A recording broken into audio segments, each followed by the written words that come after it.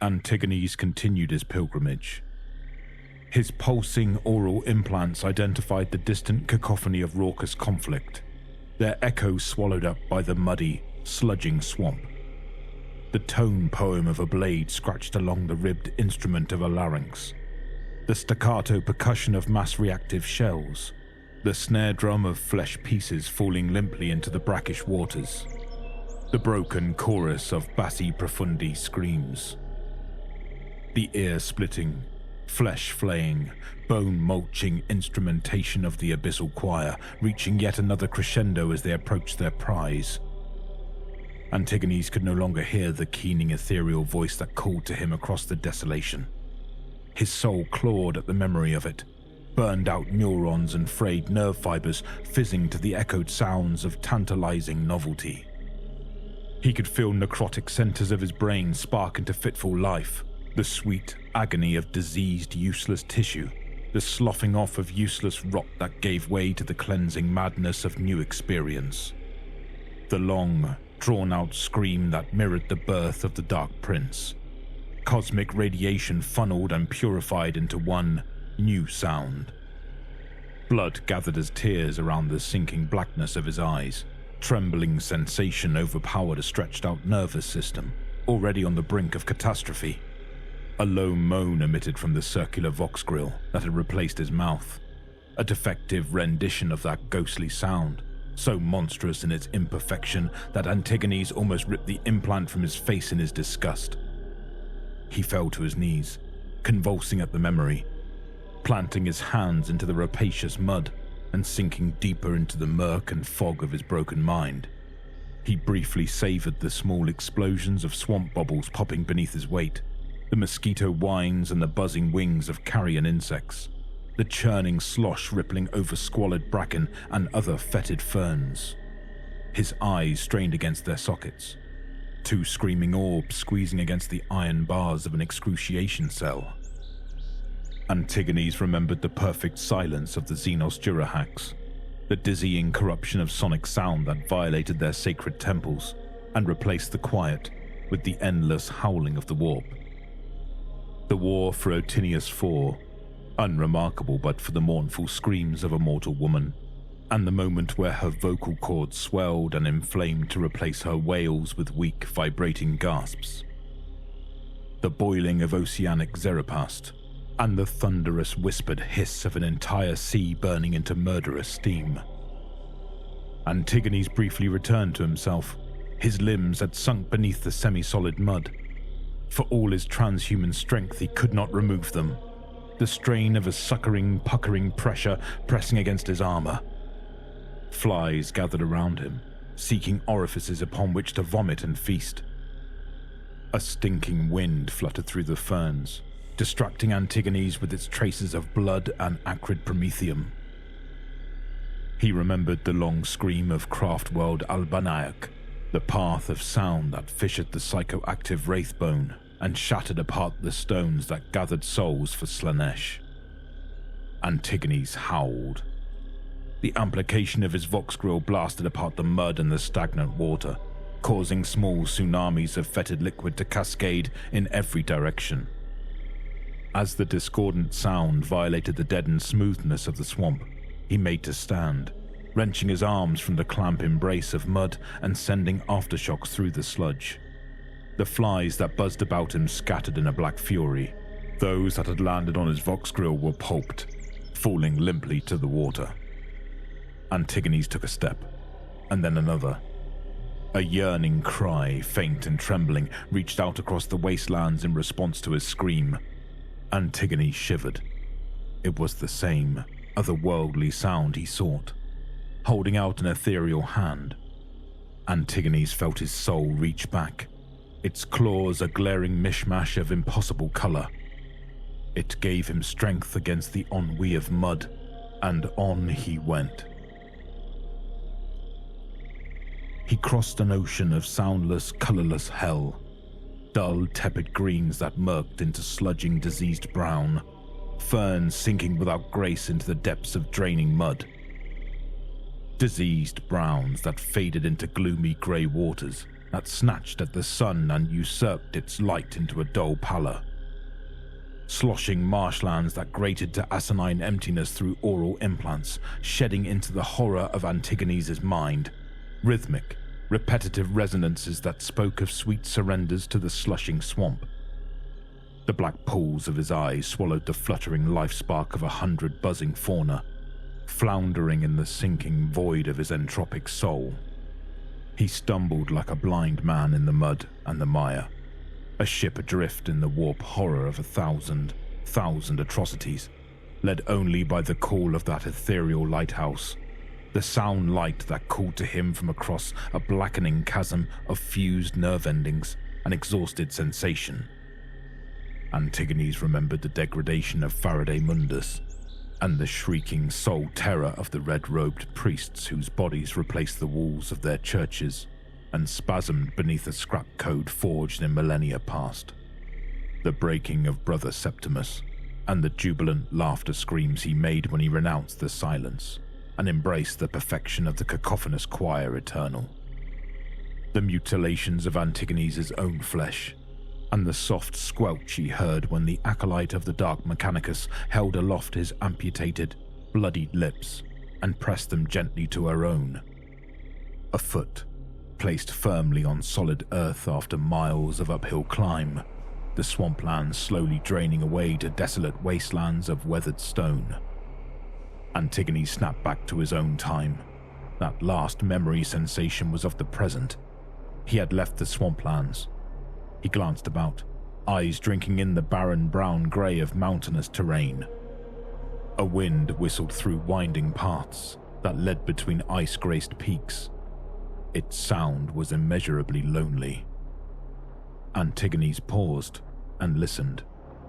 He had not heard the keening for a while, but now there was something else. Piping flutes echoed along the mountain paths, barely carrying over the wind, tonal harmonies mingling with a scratching noise that reminded Antigones of a scribbling quill. A frantic rhythm of beaten drums accompanied the music, stirring dull sensation in the pit of Antigone's stomach. Antigones followed the sound.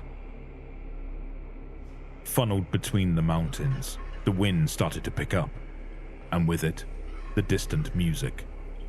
Grey rain fell and splattered against Antigone's armor, long wounds opening in the clouds and spilling sheets of colorless blood.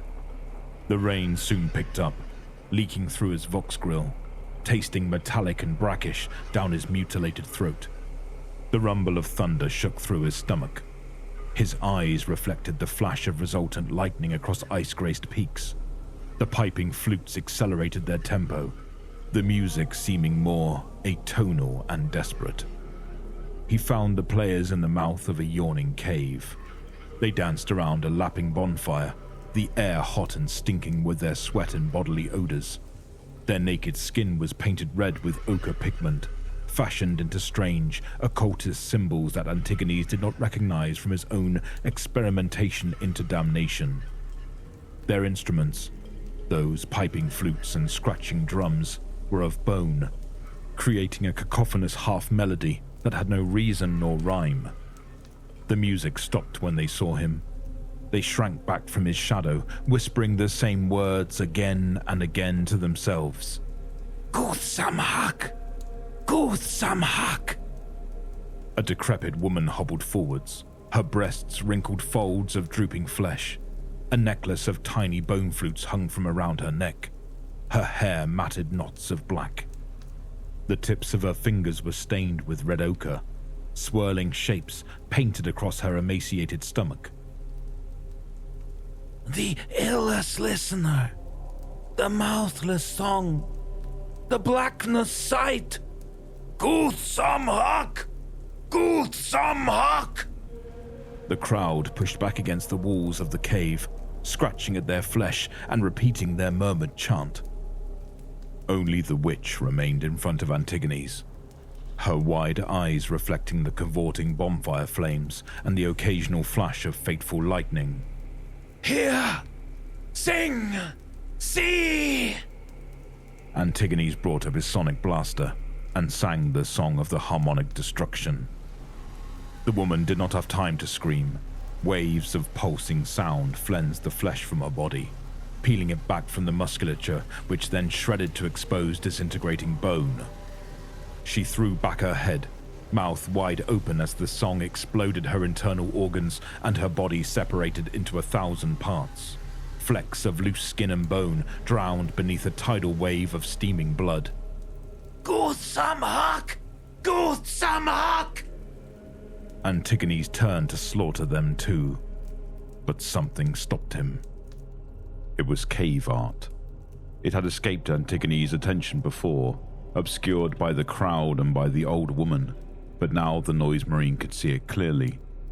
It was him, a hulking, armored humanoid wielding a sonic blaster, frantic nail marks scratching crosses where its mouth and eyes should be, and chiseled black holes where there should have been eyes. The woman's blood had splattered across the painting, sinking into the grooves, adding vibrancy and color that shone in the brightness of the bonfire flames. There was more. Antigone stepped forward.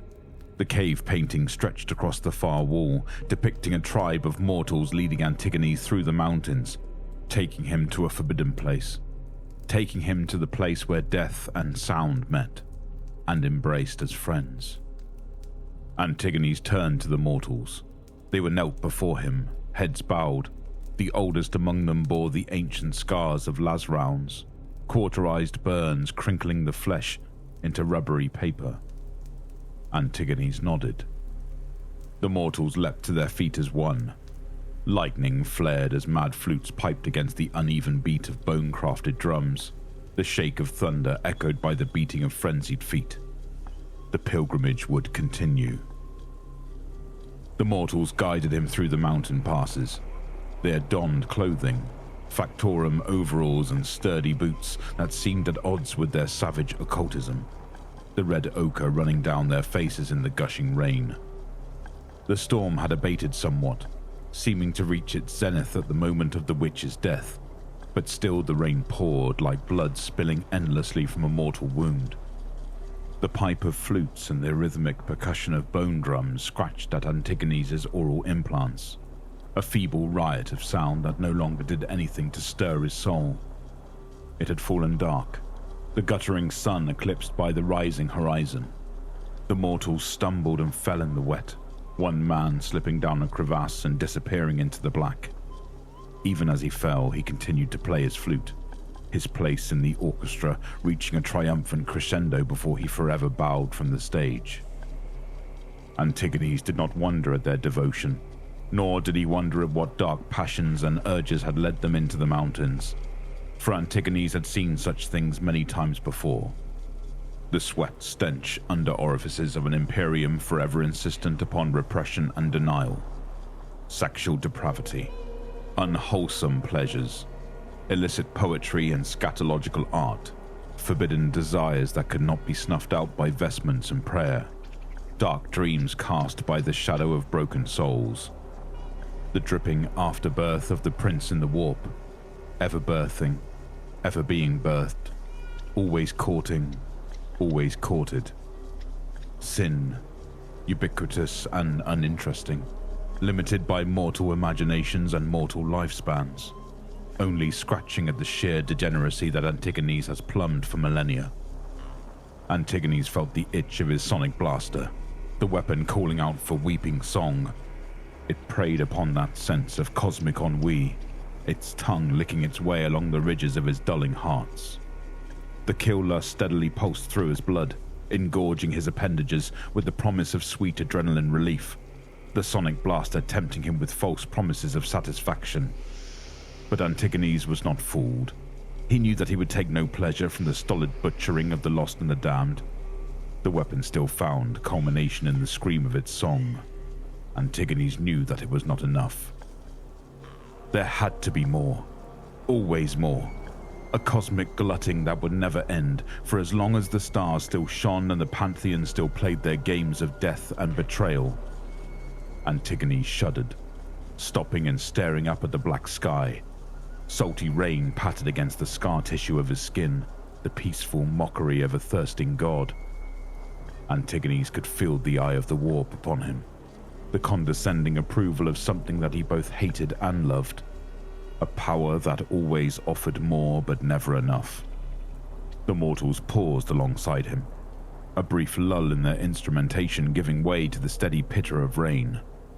Blind to what he saw, deaf to what he heard, waves of despair crashed through the neural pathways of his mind, serotonin hormones evaporating into ash, a terrible, pulling feeling that felt as though it might drive him again to his knees and drag him into the rocky earth. "Never enough," Antigones said. "Never enough, never enough, never enough." The mortals took up the chant, screaming it to the cloud-stricken sky. Antigones felt their dirge cut through his soul, forming great gashes through his seeping essence. Never enough! Never enough! Never enough! And then the keening ethereal cry, the sound light in the darkness, slicing through the despair and filling his heart with sensation hope. It was near. Antigones pierced the blackness with transhuman eyes, saw the crude symbology etched into the mountain walls. A forbidden place. A place where sound and death met and embraced as friends. The mortals suddenly scattered, seized with wild terror. The keening noise sounded again, much louder than before, and then that sound began to carve human flesh as cleanly as a knife. Antigones watched as a woman was perfectly bifurcated in half, skin peeling back like bubbling paint. The source of the leading voice soon emerged from crevices of rock and shadow. The monster was both serpentine and avian, a plumage of royal purple rippling from its head to its chest, where the flesh was then unadorned and wormy. Overlapping compacted muscles convulsed and spasmed, its crested head ended in a four-parted beak. A long, snake-like tongue modulated the pitch of its murderous song. Bloodshot eyes strained from the pressure of its sound, darting from prey to prey, and finally ending on Antigones. The noise marine released the sonic blaster from its maglock and matched its soprano with his own. Waves of noise poured from the weapon, folding the air on itself and setting motes of dust alight. Immediately sensing the threat, the creature coiled back and unleashed another ear-splitting chorus. Their songs collided, tsunami against lance strike, and neither could restrain the other. Antigones screamed in ecstatic pain as his armor parted and scar tissue vibrated and popped. Exploding blood vessels spurted black in the fallen night, his transhuman physiology struggling to clot the wound that had cracked open his fused rib cage and almost found his primary heart. For its part, the creature writhed in furious agony as it was buffeted with sonic onslaught, feathers catching fire as ribbed muscles shredded, spilling forth white blood that stole the luminescence of the stars themselves. It dove to the side, slamming into a panicking mortal and crushing his bones beneath its huge bulk. The abyssal cacophony seemed only to grow, noise echoing and compounding. Never enough. Never enough. Sound that was not heard but felt drove headlong into a cosmic crescendo, forming splits in the mountains themselves, clawing open stone and earth. Mortal eardrums burst, blood seeping from ruined ears. Antigones howled as his left oral implants exploded into flames, concussive force rippling through his head and erupting straining purple veins. The serpentine creature body slammed him, screeching in pain. Power armor buckled but held, shards of ceramite carving up the creature's flesh as the bones in Antigones' body fractured. The healing calcification of those fractures were a rare torture, and Antigones spasmed with the pleasure of new sensation, even as he thrust his fists into the monster's gashes and began to brutally expand its wounds. The sonic blaster had fallen from his grip, but it was still roaring, pulping the feet of a doomed mortal and sending great tremors through the pass. The earth protested, rocks slipping from their moorings and plummeting to the ground, dust and broken stone dancing to the insane rhythm of their divine choir. The creature convulsed, its head rolled back, another discharge of sound scattering black clouds. So close to the emission, Antigones felt a terrible pressure on his skull, sonic hands pressed around his head and squeezing tighter and tighter. He reached deeper and deeper into the creature. He felt a blistering hole open in his forehead, trepanning his skull from which his brain bubbled and leaked. His fist found the creature's heart, pulsating wildly between armored fingers. For a moment he hesitated.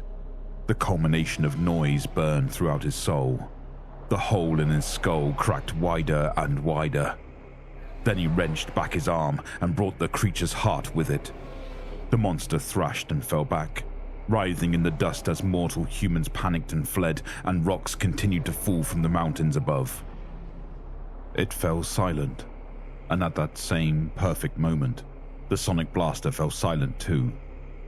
Antigone staggered. He was hurt, badly. Third-degree burns spread across his ravaged face, liquefied portions of his frontal cortex dripping down his forehead. His chest was sliced open, and the bones in his body were still struggling to heal. Antigone's fell to his knees. If he had a mouth, he might have smiled. His soul was screaming, ecstatic apotheosis burning through his entire essence. He breathed slow, deliberate breaths. His heart slowed to the rapid tap dance of its usual frenetic chaos. Proto-bone tissue formed across skeletal splinters and provided the illusion of wholeness. Blistering liquid seeped from around his burn wounds, protecting his ruined skin from infection and exposure. Devastated blood vessels clotted and reknitted. He healed. The rockfalls had ceased. The clouds had cleared, exposing a shimmering starry sky. The dead creature was still, the remains of its wormy purple flesh stained in the lurid white of its blood. Antigone's could still hear it keening, echoing endlessly through his shattered mind. It took him a few minutes to realize that the noise was real. He followed at once, squeezing his way through a gap in the rock. The path led him into a wider cavern, utterly black but for the pale moonlight leaking through cracks in the stone. It did not matter. Antigone's followed the ethereal sound, wandering like a drunkard lost in a personal dream. When he found them, a long, rattling sigh reverberated through his vox grill. In a nest of stone and bone writhed a dozen infant creatures, each no longer than Antigone's arm. They coiled about one another, mottled feathers thrusting weakly into the silvery moonlight as wormy muscle contracted and retracted. One sang a low, mournful trill for the death of its mother, four-parted beak splitting apart as a dancing tongue sent the tones up and down.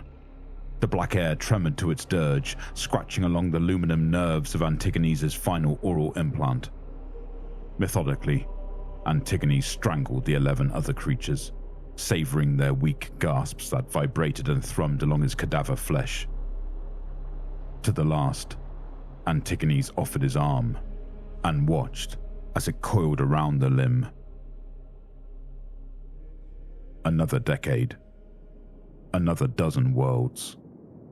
This one had a name, but Antigone's did not care to know it.